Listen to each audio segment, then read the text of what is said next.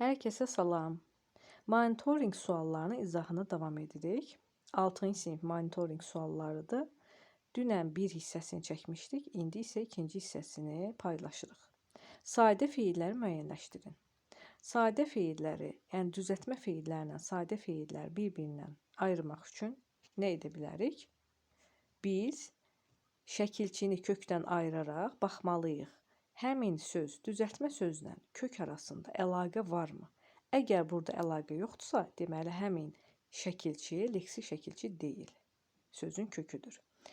Birinci sözə baxaq. Ağlamaq. Ağlamaq sözündə maq məstər şəkilçisidir. Bu ilə işimiz yoxdur. Burada la şəkilçisi feilin leksik şəkilçisinə uyğun gəlsə də biz baxırıq. Sözün kökü ağ ola bilərmi? Ağ və ağlamaq arasında bir məna əlaqəsi varmı? Yoxdur. Ona görə biz bu sözü sadə götürürük. Yəni sözün kökü ağla. Bizə də lazım sadə feillər. Birincisi bizim cavabımızdır. İkincisi yellənmək. Yellənmək sözünün kökü yel ola bilər.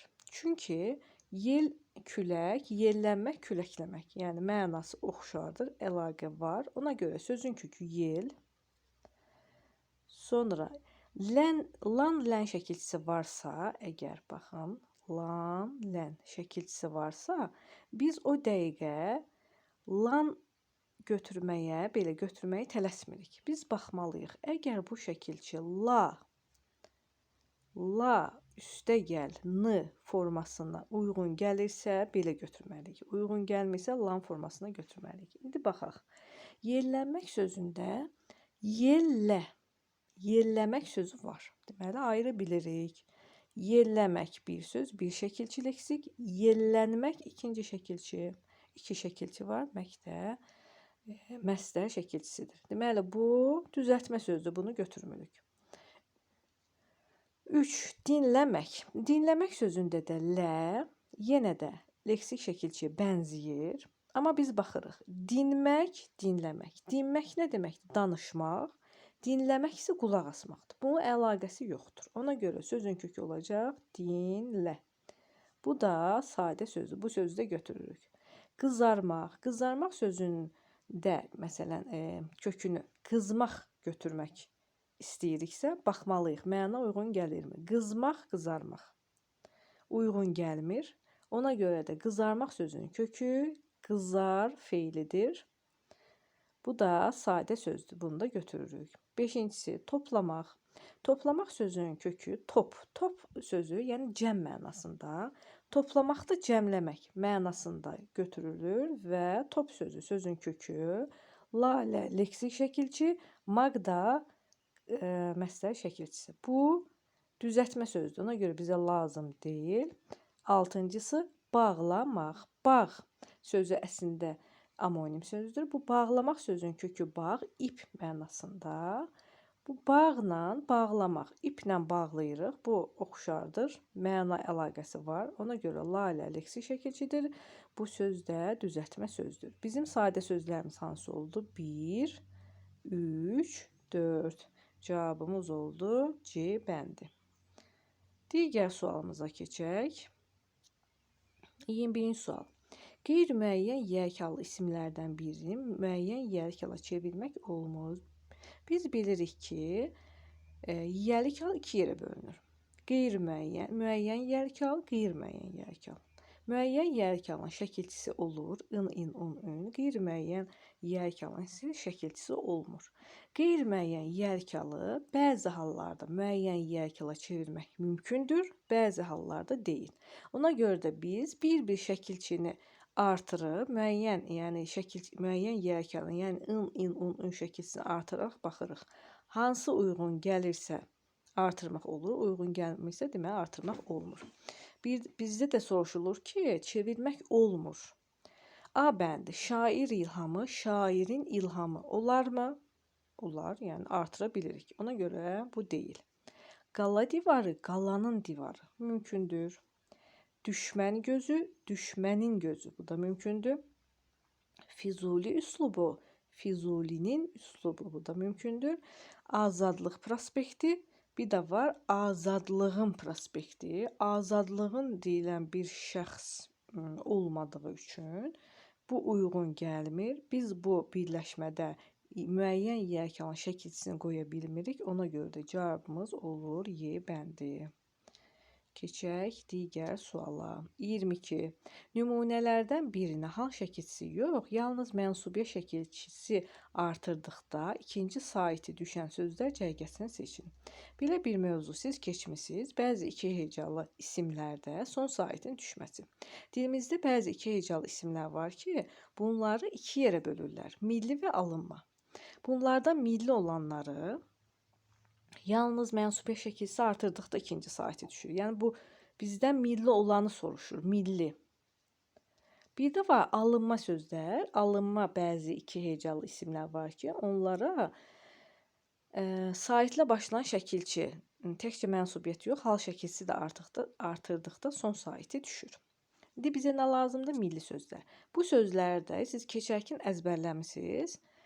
Əsasən əzbərlənir və yadda saxlamağın rahat üsulları da var. Məsələn, milli sözlər daha çox bədən üzvlərinə uyğun gəlir. Məsələn, alın, boyun, qarın kimi sözlər var ki, beyin, bunlar milli sözlərdir və bunlara yalnız mənsubiyyə şəkilçisi artırdıqda ikinci sait düşür.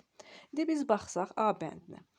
Əgər siz əzbərləmisinizsə, bilirsiniz, sinif, sətir, qisim. Yəni sinif sözü milli sözlərin içərisindədir. Bu üçü də. Bunu çıxırıq. C bəndində fikir, ətir, səbir. Milli alınma sözlərin içərisindədir.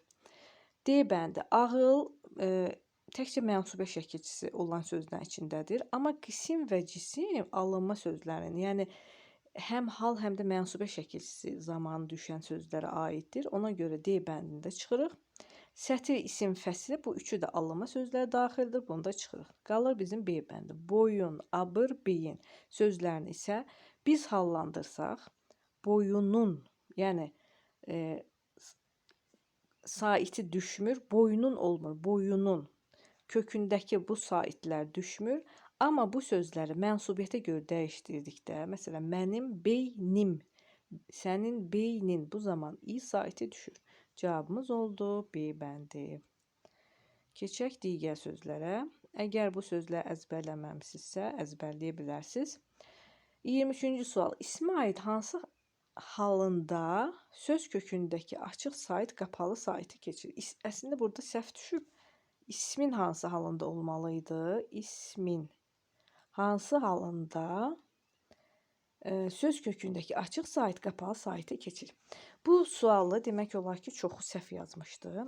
Biz bu zaman şagirdlər ən çox burada bu sözlərin, yəni bu halların şəkilçilərinə fikir verirlər ki, şəkilçi fərqli tələffüz olunsun. Amma bu o demək deyil. Burada söz kökü fərqli tələffüz olunur. Məsələn, çıxışlı qalı yazanlar çox olur. Məsələn, biz bilirik çıxışlı qalı nan, nəyin formasında da bəzən tələffüz olunur. Amma burada hal şəkilçisi yox, söz kökündəki açıq sait, qapalı saitə keçir soruşulur. Ona görə də biz birinci növbədə hər dəfə deyirəm ki, sualı diqqətlə oxumalıyıq. Məsələn, yiyək halda belə bir xüsusiyyət yoxdur, yerlik halda yoxdur, adlıq və çıxışlıq halda yoxdur. Bu yönlük haldadır. Yönlük halda bir dənə nümunə yazaq. Məsələn, deyirik ki, nəyə?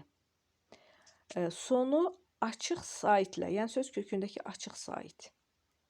Açıq sait dedikdə, əsasən də burada hansı saitlər nəzərdə tutulur? A, bir də ə. Sözləri ilə bitərsə, əgər sözün kökü A və ə səsləri, saitləri ilə bitərsə, o zaman yönlük hal şəkilçisi artırıldıqda A və ə uyğun olaraq qapalı saitə keçir. Yəni I, I, U, Ü saitinə keçir. Məsələn, nənəyə sözü tələffüz olunur. Nəniyə.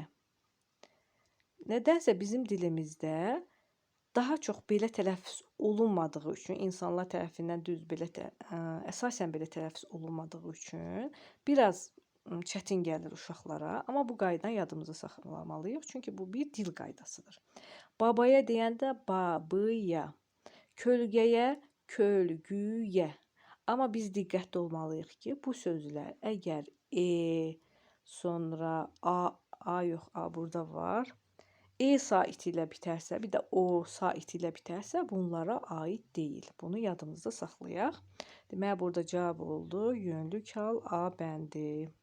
Keçək digər suala. Hansı sözdə o əvəzinə sonra vergül qoyula da bilər, qoyulmaya da. Bunu biz ayrıca qısa videoda izah eləmişik. Ona görə həmin videoyu keçib izləyə bilərsiniz. Keçək digər suala. Bu da asan sualdır. Gedim həyətdəki, burada da yenə səhv düşüb. Həyətdəki olmalıydı. Həyətdəki. Gedim həyətdəki quyudan su gətirim, gülləri sulayım. Cümləsində feillərin şəklini müəyyən edin. Bu əslində çox rahatdır. Gedim, mən gedim, sən get, o getsin. Biz gedək, siz gedin, onlar getsinlər. Mən gətirim, sən gətir. Mən sulayım, sən sula. Bu formada dedikdə bizim yadımıza hansı şəkil düşür? Təbii ki, əmr şəkli. Bu sözlər də feilin əmr şəklindədir. Bu sualımızın da cavabını tapdıq. Digər sualı yoxdur. Monitoring sualları bu qədər.